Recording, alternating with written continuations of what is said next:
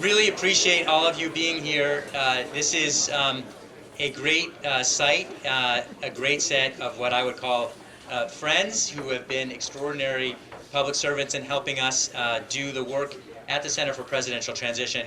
I'm going to be very quick here. My name is Max Stier, for those I don't know, and the Partnership for Public Service is a nonprofit, nonpartisan organization focused on trying to make our federal government work better, and it all begins at the beginning with the start of administration or the start of a second term of administration, and that's the purpose of the Center for Presidential Transition.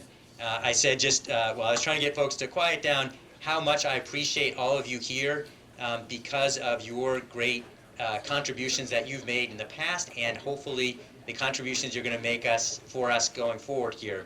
I specifically want to flag a number of our board members that are here right now.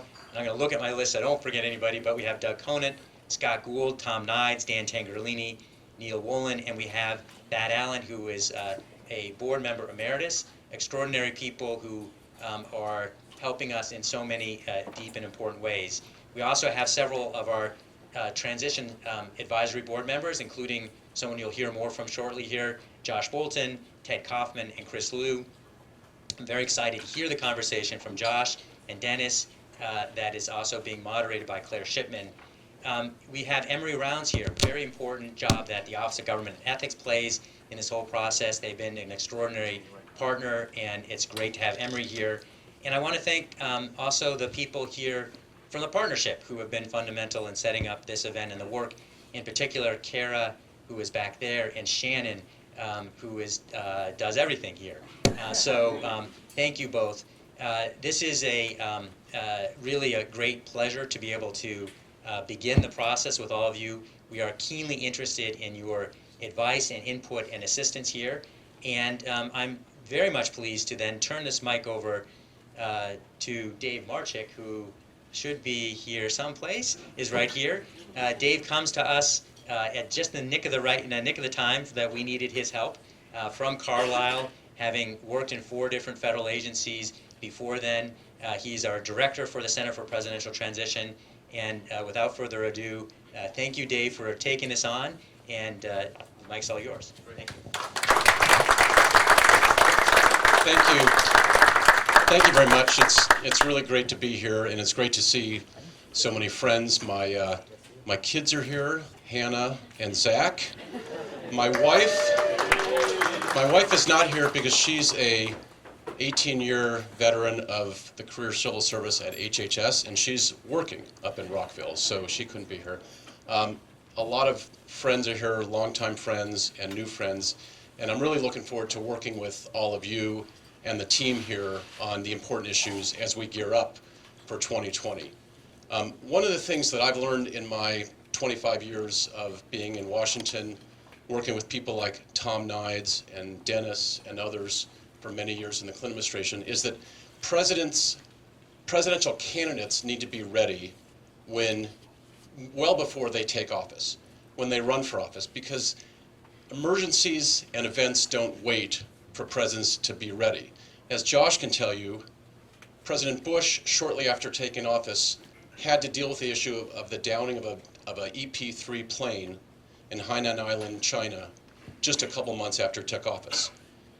He had to be ready. President Obama actually, as Denis could tell you, had to be ready before he took office because the worst financial crisis the country faced since 1930 occurred during the transition. President Clinton had to be ready in his 5th year in office with his team because he had to deal with the aftermath of terrible floods in the Midwest. And so presidents and their teams can't just wait to shape events shape them. And that's the focus of our work at the partnership and at the center, which is preparedness and getting ready and helping transition teams, both the existing administration as they run for re-election and the candidates for office as they want to seek the highest office in the land, prepare. So that's the focus of our work. Many of you know that the partnership has worked through 3 cycles of the presidential elections since 2008, when Josh and his colleagues departed, when Denis and his colleagues entered office, working with both sides, with the Romney and the Obama teams during the 2016 election, and 2012 election, and with both the Trump and Clinton teams in the last election. And we're gearing up to work with 3 different stakeholders in this coming cycle: the Trump administration, the career federal servants who are charged under the Presidential Transition Act, which Ted Kaufman authored. They're charged with preparing for either scenario, any outcome, whether it's a Trump re-election or a new president. The career federal civil servants have to work under the Transition Act that Ted authored to get ready for either eventuality, and then also the Democratic candidates. There are 4 areas of work that we're focused on. One is the whole suite of transition planning. As many of you know, the partnership published a guide during the last election, 200 pages. It's a very, very thorough transition guide. It's been downloaded 11,000 times. There are agency guides to advise folks that are going to work on transition agencies what to do, how to do it, what their predecessors did. And we have a whole suite of new work related to the second term. Second is we're working on a variety of issues to strengthen the way that political appointees and civil servants do their job, to help make them more effective. Tina Sung is here. She runs a program called Ready to Govern, which works with career officials, political officials, to help them be more effective in government, including by getting them exposure to folks like you who have served in senior roles and can work with the political and civil servants to help them be more effective. And this cycle, we're going to also be focused on a program we're calling Ready to Serve, which targets those folks that want to serve in administration but may not know how rigorous the background checks are, how difficult the SF-86 is, and how thorough the process is when you go before Senate confirmation. We'll be working on a program to advocate for continued reforms. Christine Simmons is back here. She does incredible work with the Congress and with the agencies to try to reduce the number of political appointees that require Senate confirmation. 1,200 is too many. We need to reduce those. And also to streamline the process for getting people into their seats in government because it takes too long. And finally, we have a whole suite of management issues that focus on the long-term continuity issues in government. People like Scott Gould are working on those, like IT modernization, which span a time frame much longer than a transition, much longer than a 4-year term, much longer than an 8-year term. So most importantly, we're grateful for the folks in the room, the supporters of the center, the supporters of the partnership. We want to tap your knowledge. We want to tap your expertise. Most of the people in the room have worked as senior officials in administrations, as senior officials in transitions, and we want to get you involved, leverage your expertise, and help advance the partnership's goal, which is a more effective government. I'm grateful for Josh and Denis for being here. I've long admired them, and your service to the country has just been extraordinary. So thank you for being here. And I'm finally really pleased to introduce my friend Claire Shipman. Claire, as you know, had a 25-year career as a broadcast journalist. She's the author of 3 best-selling New York Times books, but most importantly, she's the mom of the lead singer in a rock band, which she can tell you all about. So Claire, thank you very much.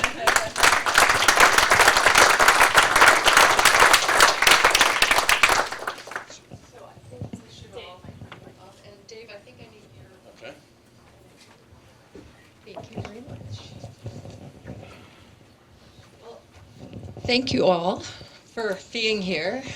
Dave, thank you for that introduction, and it is true that, yes, the most exciting thing about me is my son and his rock band. But I am thrilled to be here, and I couldn't imagine 2 better people to have this conversation with. Thank you both for being here, than Josh Bolten and Denis McDonough. Josh Bolten, as many of you here know, is the president and CEO of the Business Roundtable, and before that he was the managing director of Rock Creek Global Advisors Consulting Firm, which he founded. But I think most critically for this discussion, and of course I could spend 15 minutes on the biographies of each of you, but I won't, because most critically He spent 20 years in government service, including 8 years under George W. Bush and 4 as his chief of staff. So he knows something about presidential transitions. The same for Denis McDonough, who is senior principal at the Markle Foundation, now running the Rework America Task Force, which is an attempt to remake the labor market and make it more possible for more Americans to thrive in a digital economy. Also senior advisor for Macro Advisory Partners.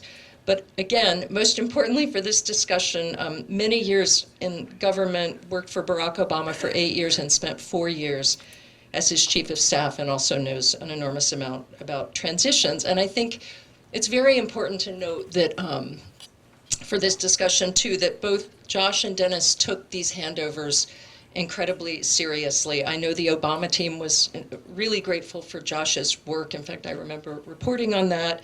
And I know Denis specifically modeled his work after Josh's work. And I know Chris Christie at the time really appreciated those efforts. And I think that begs one more comment before I dive into questions, which is that the bipartisan or nonpartisan nature of this center, I think, is it's essential, especially in today's atmosphere. And I think, as both of these men can attest, when you move from one president to another, even if it's from one party to another, it's something that goes, it's above politics. It's really an American mission. And our discussion today will be in that spirit. So thank you for joining us, both of you.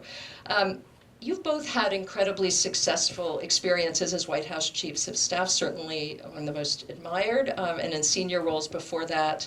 You've both worked in various presidential transitions. I think for the uninitiated especially, but even for those of us who understand that they matter, tell us why they are so perhaps underestimated in their importance, and why they really are more than just a bureaucratic task to get through. And Josh, we'll start with you.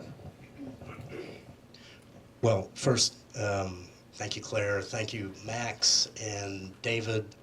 I've been a huge admirer of the partnership, really since nearly its founding, and always supported the important activities here. I know the partnership is really fortunate to get David Marchick to run this program, which I think is one of the most important that's done in the nonprofit community to support government. And that's because there isn't a place in government where this happens. For almost everything else that happens in government, there's a place of institutional memory. There's a place of expertise. There's a place of ongoing governance, regardless of what's going on in the political world. And that relatively short moment of transition, which in our system is at most 70-some days, and in the case of the Bush administration, it was about half that, on account of the contested Florida election. That's a pretty short moment within which for people to take seriously the prospect of really controlling the reins of government. And it can't be done in the 70 days, and it can't be done without help.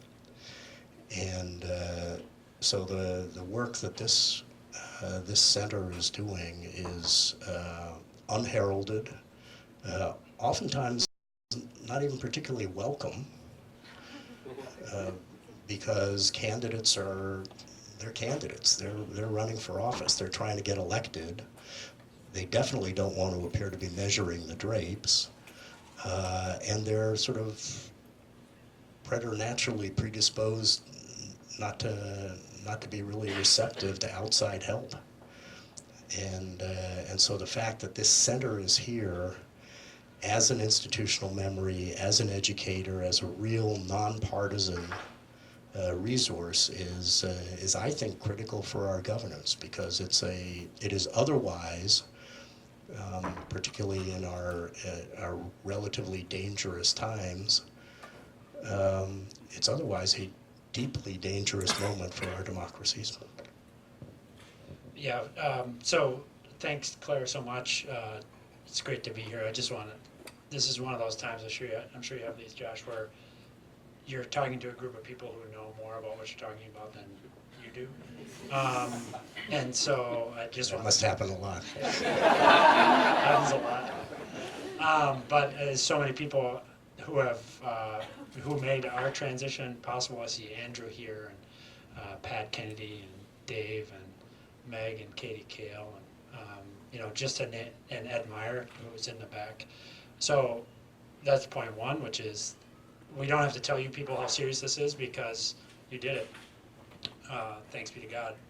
In particular, I want to call out Senator Kaufman, who gave us, in new law, actually gave statutory backbone to the idea that this transition is exactly what you say, Claire, which is that this is, there's a lot of things that are unique and powerful about the United States, the way we handle our transition and the way that we've now had more than 240 years of smooth, uninterrupted transition is not to be taken for granted. And we'll talk about this more, I'm sure, as we go through the questions, but Josh is fond of saying that the transition from President Bush to President Obama was the first in some time that happened during active conflict, as I say, war. And he basically manifested that in his seriousness with his team. But the point is that this is not a secret that we're going through transition. And it's also not a secret that we have a lot of adversaries and competitors in the world. And so they want to take advantage of a period where perhaps we may not be as attentive to every detail as we might otherwise be. So just to put a very fine point on it, that's why it's so important, which is there's a lot of bad guys in the world, and they're looking for opportunities for us to be distracted. Well, and do you, as you were mentioning, Josh, it's hard to get candidates who are trying to win to take this seriously. And I do remember, even as a reporter, thinking when we would hear people were planning the transition, we thought, that seems, we knew that, what do they know? And but when do they, I was surprised when I started to read in the research about how early to really do an effective transition you need to start planning. What would you advise these candidates now? When do they have to start thinking seriously? Because that little official period is most definitely not enough time. Yeah, it's definitely not enough time. In our case, and Dennis, I'm grateful for the kind words and for your attributing to me the thought that the transition between the administration I served in and the one you served on was the first with the United States itself under threat in modern history. That thought came from President Bush when he called me into his office when I was chief of staff, and he called me in early 2008 and said, we don't know who's going to win. At the time, we didn't even know who the nominees were going to be. We did know that all the candidates would be running against President Bush. That was clear. But we didn't know anything of what was to come. But he said, it's a dangerous period. It's the first one when the country itself is under threat. And we can't afford to have even a couple of weeks lapse while people get their feet under them. So do your best to do a good transition. And so we started in the spring of '08.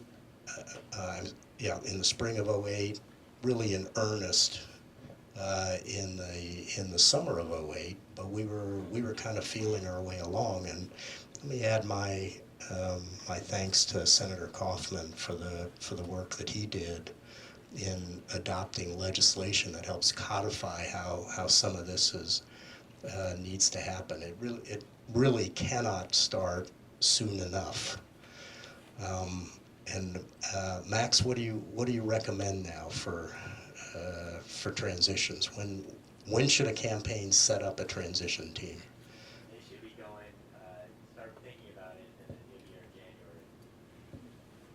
January. Okay, all of you, Max says January, all of you working on presidential campaigns.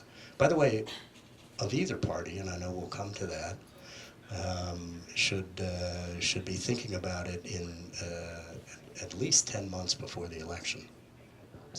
Well, and the other thing that I think is, beyond just the surprise about how much time you need to start thinking about it as a candidate, the importance of a transition for a second-term president cannot be overlooked. And I know we were talking earlier that it can be hard to have, a president who might be about to win again, or to really think, oh, this is a big moment, I really need to focus on this as a transition. But in fact, some of that data that was released today shows that almost half of the top officials will end up turning over, that only a very small number stay as long, so some 10% as you two do. So whether it will be a transition of sorts, right? And I just wonder, Dennis, what, you came in the second term as chief of staff, what sort of opportunities does that present for a second term president to reset an agenda, and to kind of have an opportunity to do things differently the second time? Yeah, so the beauty about being reelected is twofold. One is you're reelected, right? Two is how fast 4 years goes. And I don't know if you had this sense, Josh, but when you start, you think to yourself, boy, 4 years is a long time. And then all of a sudden you're in the reelect, like that. And so it's trite, but I'll say it, the most valuable resource in a White House by several orders of magnitude is the president's time. And that goes to the 24 hours in any given day, but it also goes to the 4 years in a term. And as a chief of staff, that's what you're watching. And you have to treat that gingerly and treat it like the precious resource it is. And so questions like how much time you're working with the president to fill his cabinet in the second term, and how much time you're working with the majority leader or the chairman in the Senate on how you're going to get people through the wickets of confirmation, that all comes at the cost of the time that you dedicate to your overall agenda. And so this is why it is really important, and we were talking earlier about how Andy really tried to press President Bush to make sure that he's thinking through the personnel. And that was surely the case with Jack and President Obama, making sure that he was thinking through the personnel with all the limits that Josh cited before, which is some of them as kind of as goofy as superstition and not wanting to jinx your opportunity to get a second term, but also when you're running for re-election, you're running the country, you're running your campaign, and you're human. And so how you can build in time to make those kinds of decisions so that they're not coming at the expense of everything else you want to do in the second term is really important. Last thing is, you'll recall that the terrible Sandy Hook shooting occurred in December 2012. And that was a major priority to react to that, to try to prevent a reoccurrence of such an experience that really shaped the first part of the term for the re-elected President Obama. You don't plan for these terrible events that force themselves onto the national agenda and onto the president's calendar. So the extent to which you can have set up, and thanks to, again, to Senator Kaufman and to Max and to others, a permission structure to set aside actual people dedicated to these questions is a great service to the sitting president as well as to the Claire, yeah. can I supplement what Dennis just said? I agree with all of that, except for the part where you said that the time you spend preparing as a second term, or toward the end of a first term presidency, preparing for the second term, said that time can come at the expense of working on the second term. I think it's actually crucial for that, and it's my instinct is that every two-term presidency has had the same problem, which is the president doesn't think of it as a transition, and he's got people around him that he likes. He's got an agenda that he's pursuing. That there may be issues that will come more to the fore in the second term than the first term, and it's a huge lost opportunity for an administration to relaunch itself, to refresh its personnel, and to attack its policy agenda with the same vigor that the administration did in year one of its presidency. And so it's a hard thing to persuade the president of. Dennis mentioned that my predecessor, Andy Card, a terrific chief of staff, with great persuasive powers with President George W. Bush, was not able to persuade President Bush that this was a moment of any particular consequence, other than that he gets to keep being president and the agenda gets to keep going, and the team stays together. And my guess is every president is like that, and so I say to the folks in the Trump administration that they have as much to gain from paying attention to the work that's done here at the partnership as whichever team is going to be on the Democratic side.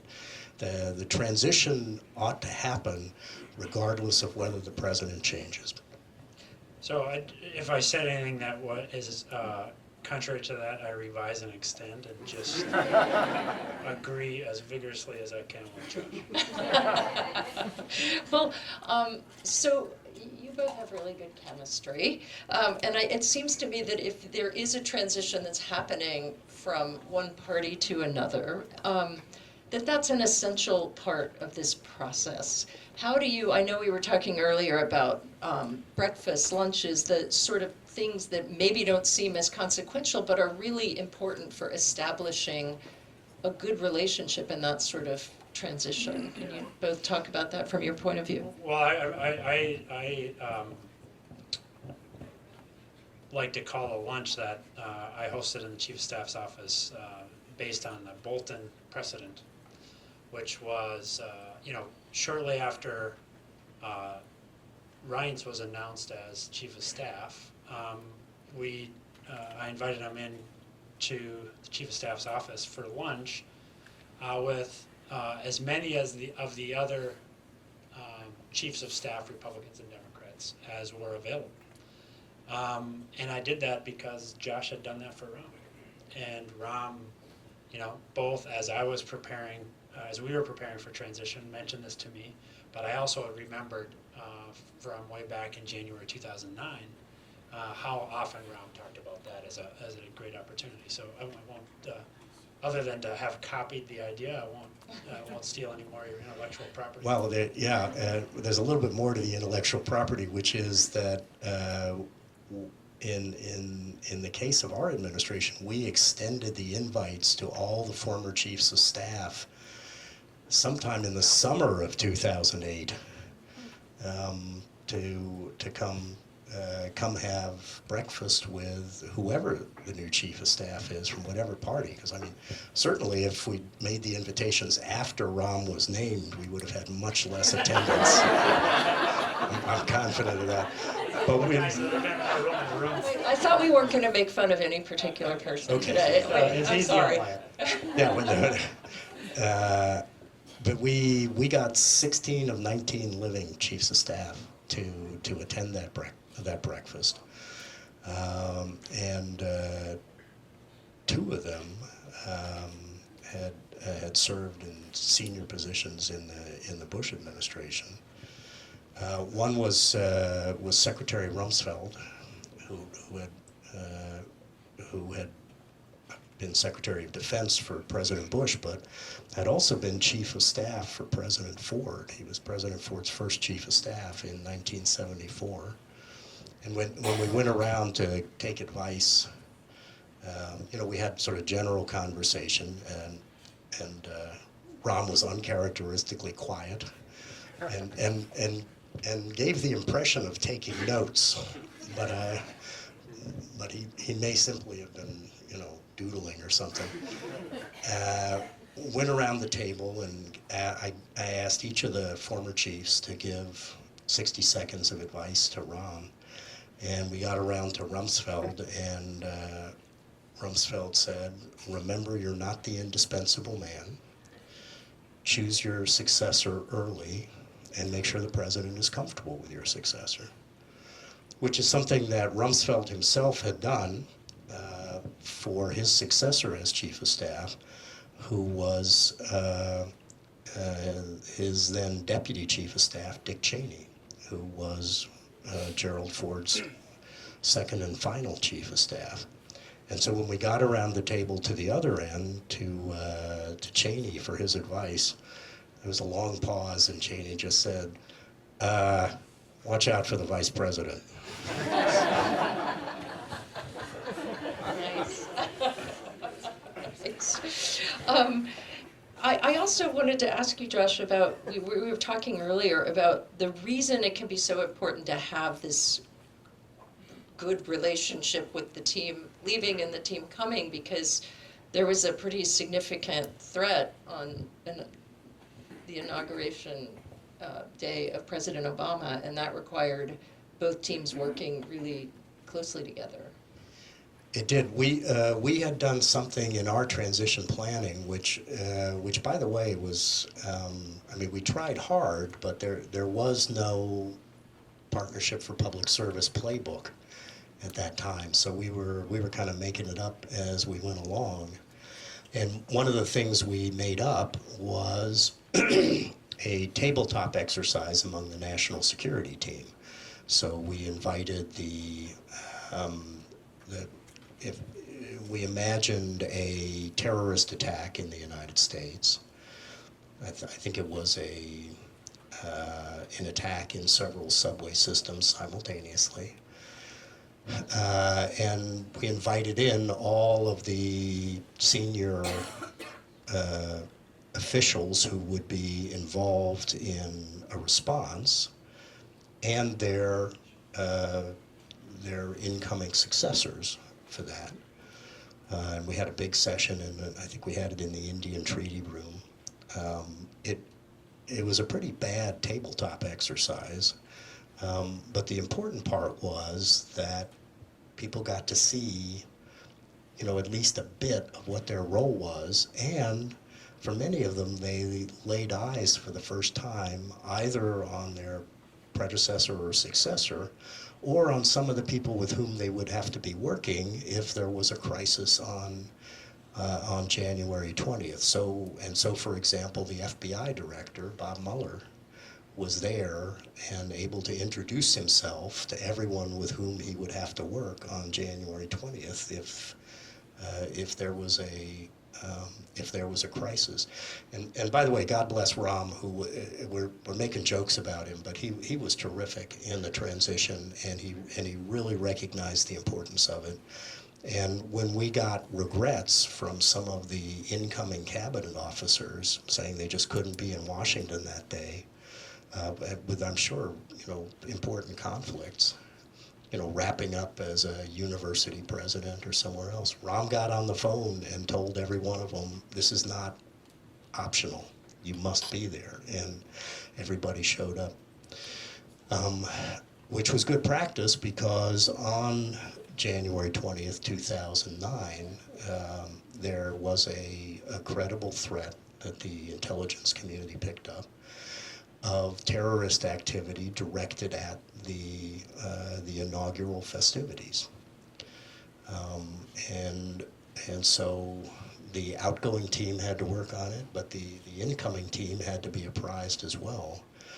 And I don't recall many of the details of the threat or what the TikTok was, but I do recall that on the morning of January 20th, when the president, outgoing president, and family host the incoming president and family and vice president at a coffee at the White House in the ceremonial part of the White House. So this would be 9-10 a.m. on the morning of Inauguration Day. Rahm Emanuel and I were both there at the coffee, engaging in pleasantries with folks.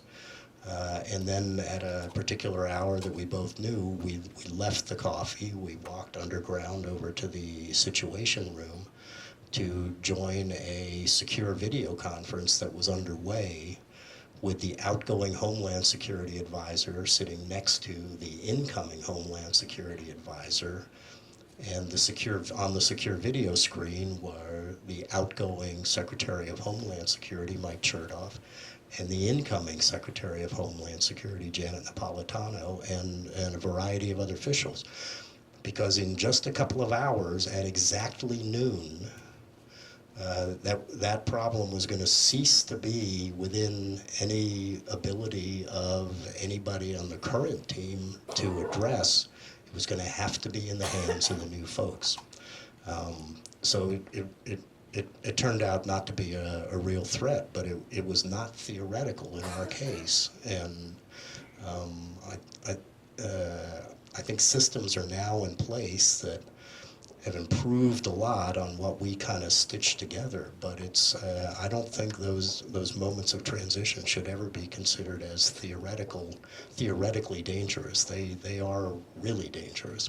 Well, yeah, and that goes back to Denis's original point about the real, there's obviously the threat of not having the right people in place and getting behind on your agenda, and and that's real too. But the threat of people taking advantage of our transition is probably looms the largest for. Yeah, I think that's right. And so to hear Josh, as you hear Josh talk about this, you know why President Obama said, as he did several times, both to us privately, but also publicly during the course of 2016, how much he appreciated the process that President Bush had directed Josh to build, and how he directed us to make sure that we were as responsive and as thoughtful about the transition as President Bush and Josh had been for us. And so it's not just the lunch that we emulated. We did the same thing with the tabletop exercise and with each of the existing members of the National Security Council and Homeland Security Council and their counterparts, which is very, very useful. But I'll come back to then the importance of the statute and then the importance of the partnership, which is, if you think about what the nature of a threat is at any given time, for reasons that are now obvious, we were particularly concerned about cyber threats in 2016. And if you think about campaigns, these are startup operations. Feisty, scraped together operations with a lot of people working on laptops and different setups in different places. And so information security becomes a real issue because, as we suggested, as Claire has just said, and as we both suggested, this period of transition is also a period where our adversaries are interested in catching us with our eye off the ball, or also they want to figure out what we're up to, what our plans might be. So the ability now to fall in on the resources that are available as a result of the statute also helps clean up the cyber hygiene of the transition teams and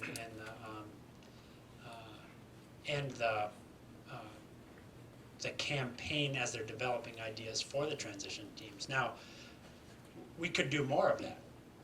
And I think what you see in a lot of the work from the partnership now is a recognition of that. And then you also see efforts among others, Jennifer is here in the front, where others are also trying to emulate the process of accumulating and aggregating talent on things like cybersecurity and tech capability, so that incoming teams have a ready list of proven experts to lean on. So being eyes wide open about the nature of the challenge, as Josh was, is kind of the core of the challenge. And I'll just say, look, this whole question of where Josh chose to be on the morning of inauguration, I remember talking to him about this, so I just did the same thing. I sat right there in the chief's chair until the Chief Justice greeted the then, at that moment, having taken the oath, President Trump. I felt like I was free to go. Until that moment, I felt like we had to make sure that we were ready to hop to.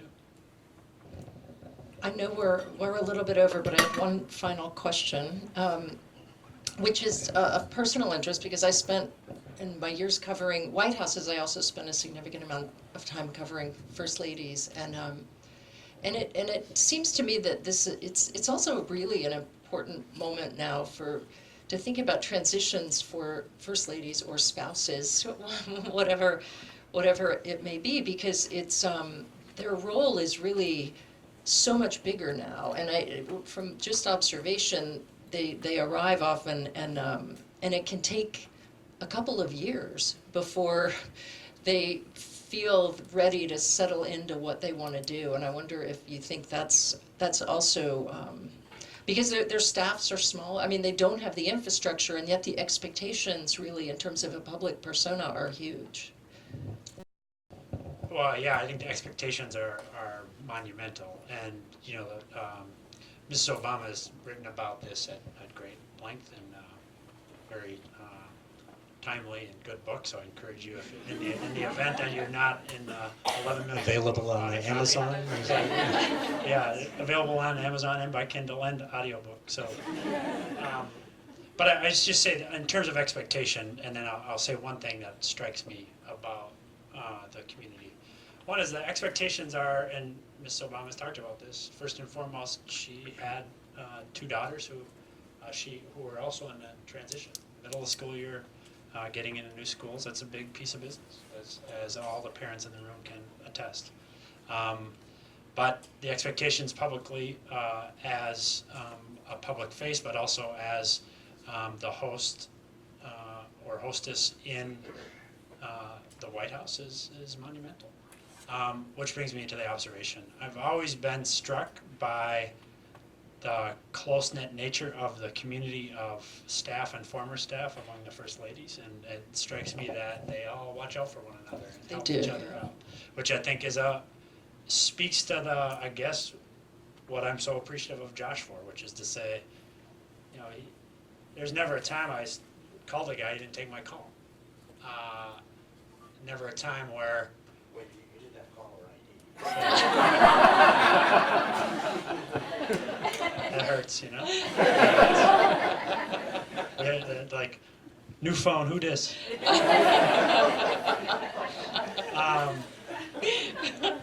But the point is that, look, it only works because the people who know it recognize the nature of the transition and its importance. And it only works because of these remarkable people, as Dave suggested at the start, in the civil service and in the agencies, who, have a lot of hard conversations during transition.